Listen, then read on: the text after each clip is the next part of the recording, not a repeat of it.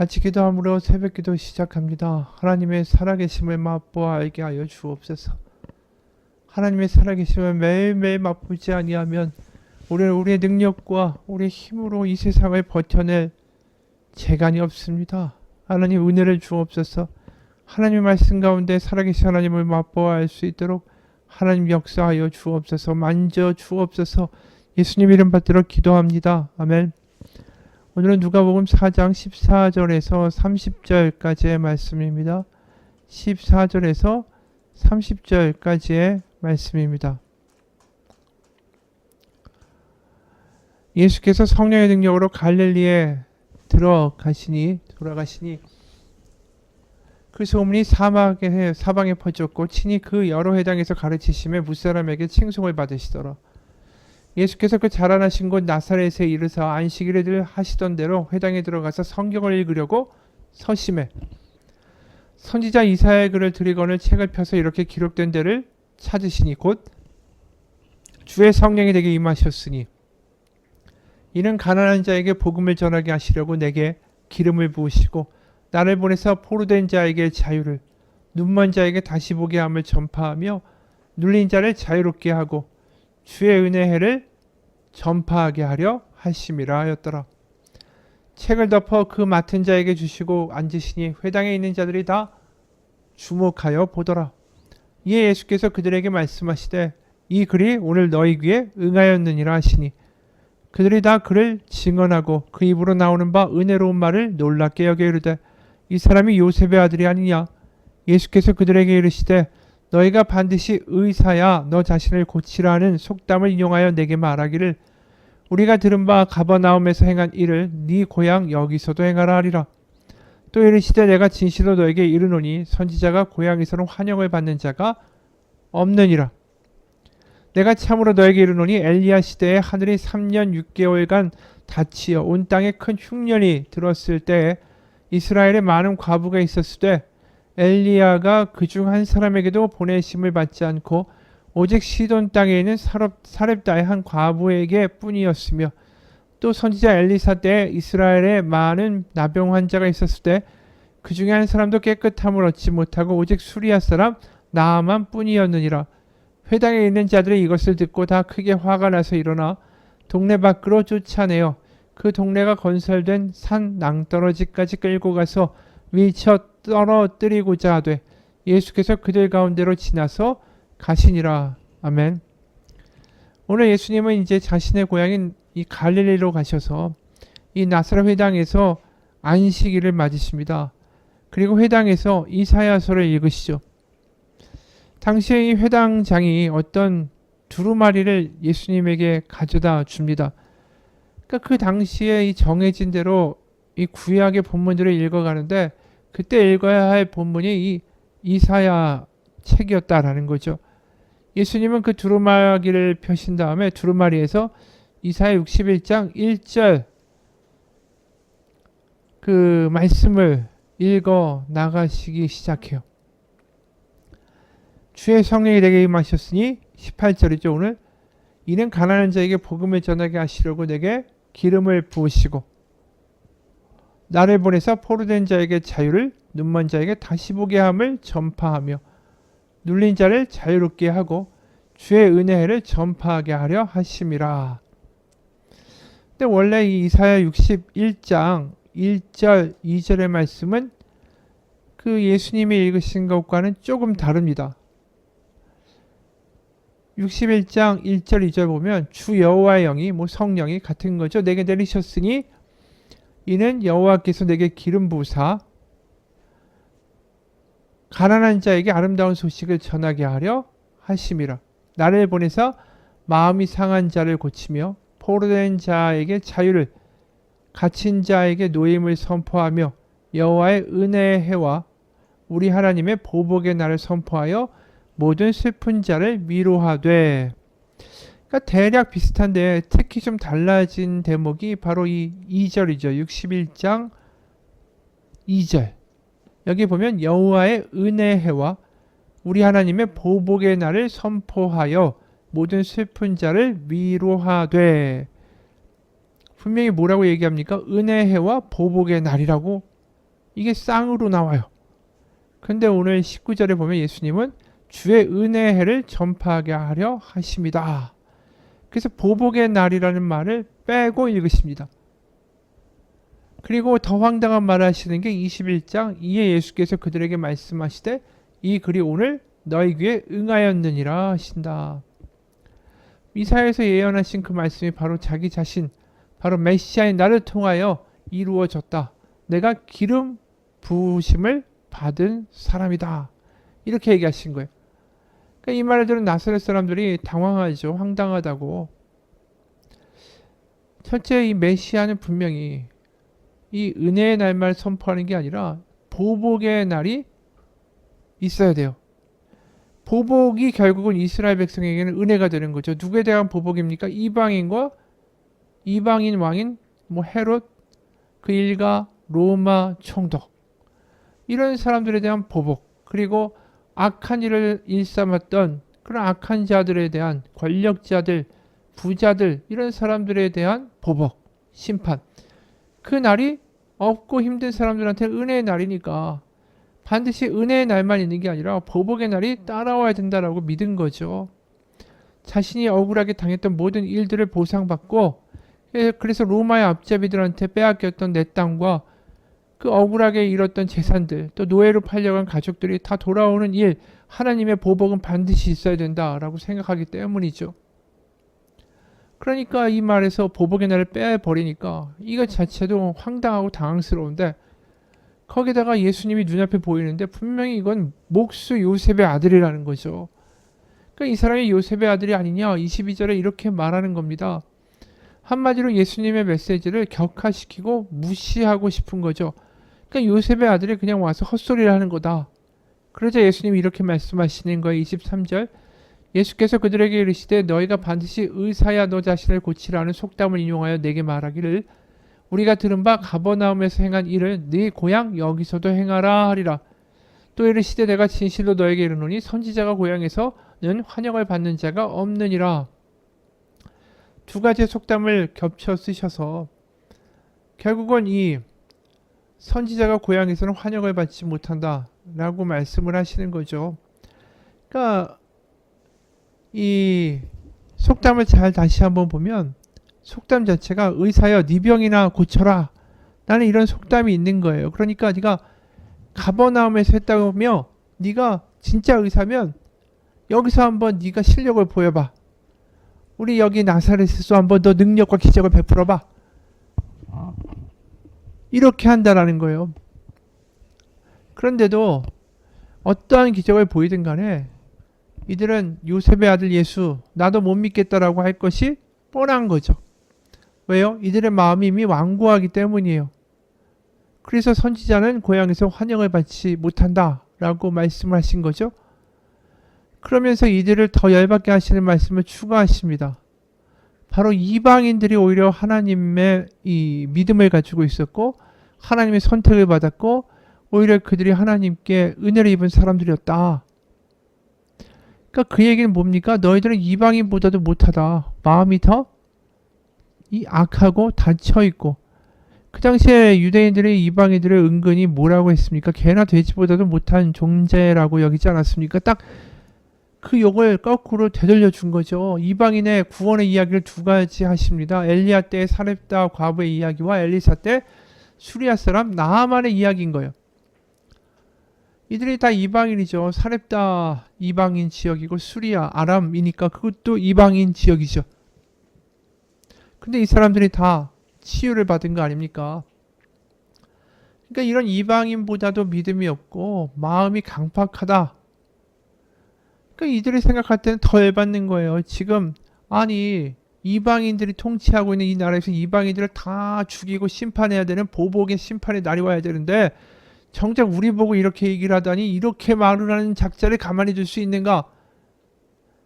그러면서 완전히 분노합니다. 그래서 28절에 회당에 있는 자들이 이것을 듣고 다 크게 화가 나서 일어나 동네 밖으로 쫓아내어 그 동네가 건설된 산 낭떠러지까지 끌고 가서 밀쳐 떨어뜨리고자 하되 예수께서 그들 가운데로 지나서 가시니라. 이 일은 뭐냐면 그 당시 안식일에는 얼마 이상을 걸으면 이게 노동이다 라고 규정이 돼 있었어요. 그러다 보니까 예수님은 이제 죽이고자 덤벼들었지만 더 하는 건 노동이 되는 거죠. 그러니까 이제 돌아가는 거예요, 이들이. 그러니까 예수님도 그 사회를 벗어나서 떠나셨다. 이렇게 기록하는 겁니다.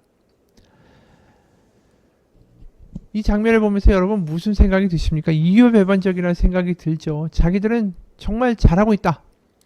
자기들은 하나님의 칭찬을 받을 것이고 저자들은 하나님의 보복의 날과 심판의 날을 경험해야 된다. 우리는 이렇게 하나님이 보시기에 어여쁘고 율법도 잘 지킨다. 안식일의 걸음수까지도 지키는 우리 아니냐.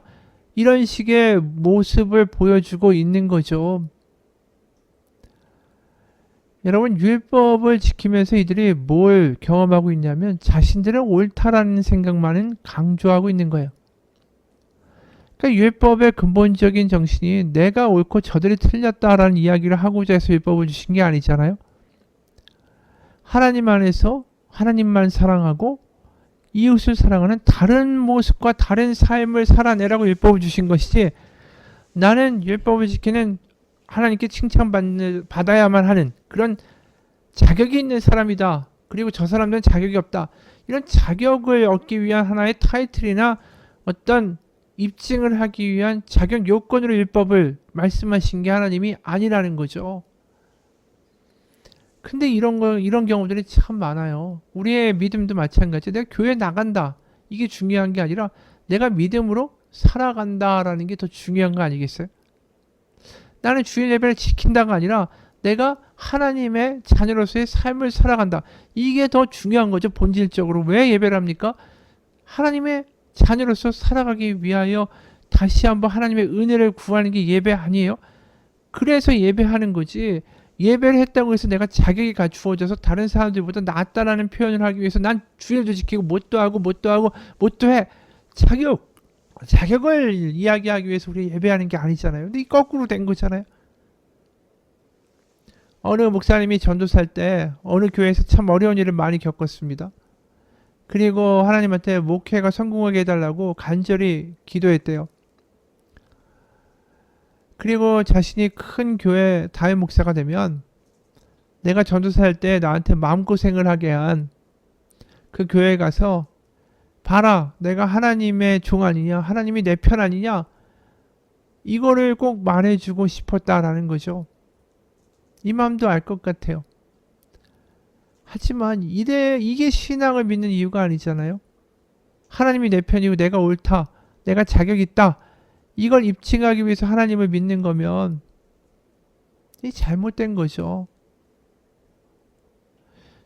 중요한 건 우리가 율법이냐, 내가 무엇을 지켰느냐가 아니라 내가 무엇을 살아내고 주님과 동행하고 있는가. 그게 중요한 거죠. 율법이 어떤 자격이나 거래 요건처럼 돼버리고 나는 자격 있다, 복 주셔야 한다라고 하면 하나님을 나한테 빚진 대상으로 만들고 나는 빚쟁이처럼 하나님에게 나의 헌신에 대한 대가를 바라는 사람이 돼버리는 거죠. 그 순간에 거래적인 신앙이 되는 거예요. 지금 바로 이 사람들이, 나사렛 사람들이 거래적인 신앙을 취하고 있는 거죠. 그들의 경건과 율법 지킴은 결국 하나님께 자신들이 원하는 것을 자신들이 바친 자격을 통해서 얻고자 하는 것, 받아내고자 하는 거래에 지나지 않습니다. 하나님은 그런 분이 아니죠. 여러분, 하나님을 어떻게 인식하십니까? 하나님을 거래 대상으로 생각하십니까? 아니면 하나님은 나와 함께 동행하시며 내 삶에서 나와 함께 나의 삶을 지켜보시며 내가 은혜를 구할 때 하나님으로 충만히 나를 채워주시는 하나님 아버지라고 믿고 살아가고 있습니까? 그게 하나님이 우리 가운데 이루고자 하시는 일이죠. 그게 바로 오늘 18절 그 말씀이에요. 주의 성령이 내게 임하셨으니 이는 가난한 자에게 복음을 전하게 하시려고 내게 기름 부으시고 나를 보내서 포로된 자에게 자유를, 눈먼 자에게 다시 보게 함을 전파하며 눌린 자를 자유롭게 하고. 이게 복음의 역사를 경험한 사람의 모습이라는 거죠. 눈이 열리고 다르게 보게 되고 이거 아니면 안 돼, 이렇게만 돼야 돼, 이런 생각에서 벗어나고 하나님의 나라가 보이기 시작하고 세상의 돈과 세상의 말들의 노예가 된 사람들로부터 자유롭게 되고, 포로되었다가 자유를, 눈먼지에게 다시 보게 함을, 세상의 말들과 세상의 권세에 눌려있던 사람을 자유롭게 하고, 그래서 그 기쁨으로, 그 감격으로 매일매일 하나님과 동행하며 살아가는 삶, 그 삶이 바로 믿는 사람의 모습이라는 거죠. 여기에 보면 자유라는 말이 참 많이 나오죠. 자유롭게 한다. 이 단어가 헬라어로 아페시스라는 헬라어예요. 이게 용서하다, 자유하게 하다, 놓아준다라는 뜻이에요. 이 법적 의미를 가지고 있는데, 어떤 결혼이나 채무나 형벌이나 어떤 이런 법적인 의무로부터 놓여진다 라는 뜻을 가지고 있습니다. 그래서 이제 여기 보면 포로된 자에게 자유를, 눌린 자를 자유롭게 하신다. 이게 하나님의 해방의 일이다 라고 하는데, 이 해방이라는 이 아페시스라는 단어가 사도행전 2장 38절을 보면 죄사함이라는 단어로 번역되어 있어요. 사도행전 2장 38절입니다. 베드로가 이르되 너희가 회개하여 각각 예수 그리스도의 이름으로 세례를 받고 죄사함을 받으라. 그리하면 성령의 선물을 받으리니. 그러니까 성령의 선물과 붙여 있는 게 뭐냐면 죄사함, 오늘말로 바꾸면 해방이란 뜻이죠. 결국 하나님, 바로 예수 그리스도를 믿게 고백하게 되고 우리가 성령의 은혜를 받고, 그러면서 뭐가 됩니까? 해방되는 거예요. 다른 사람들이 나에게 힘들게 했던 그 모든 순간들로부터 해방되는 거, 다른 사람들의 질투와 모욕으로부터 해방되는 거, 세상에 다 달려가는 돈이라는 그 막연한 우상을 향하여 달려가는 것에서 해방되는 거, 그리고 나중에 죽을 때 내가 왜 그걸 향하여 그렇게 나의 인생을 다 바쳤는가 라는 후회스러운 삶에서 미리 해방되는 거, 그런 자유가 복음 가운데 있는 거예요.